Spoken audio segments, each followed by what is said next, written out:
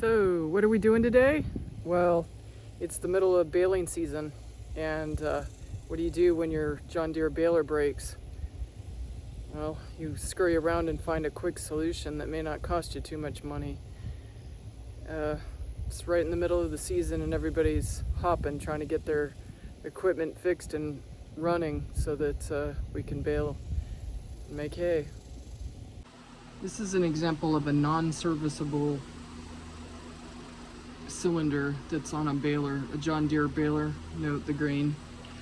And this ring was attached, which in most cases holds the cap in place, and the cap is what holds this cylinder that retracts into this cylinder.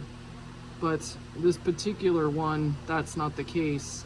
It just holds a non-movable cap, and there's no other way of accessing the cylinder other than just cutting it off. But that's really problematic because the steel's super strong and you have to be kind of an expert welder to do this. So basically you're stuck either finding a replacement cylinder from a more popular machine and hoping that the inner and outer diameter will hold the hydraulic fluid and the machine will open and close, or you buy a new one. But buying a new one is hundreds of dollars versus a kit that probably costs about $25 for a lot of hydraulic cylinders.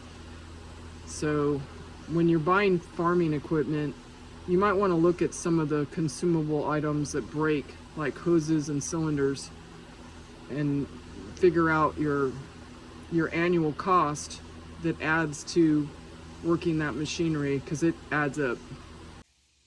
So here's the old cylinder off the baler, and this replacement part, because you can't fix it, is anywhere from $700 to $1,900.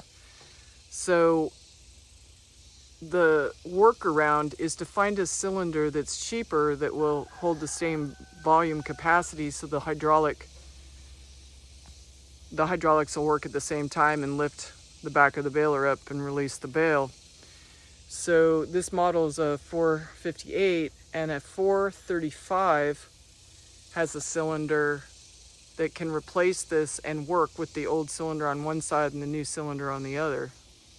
Let me go around the other side of the baler and I'll just show you that the diameter is just a little bit different, but it doesn't affect the functionality of the baler. Slightly smaller, but when you get the specifications of the 435 versus the older 458, it still works the same. And this particular cylinder is only $200 plus. So a huge savings, and it works. And if it didn't work that way, you could just buy two, and it's still cheaper than buying a single one, so that they'd be a match pair.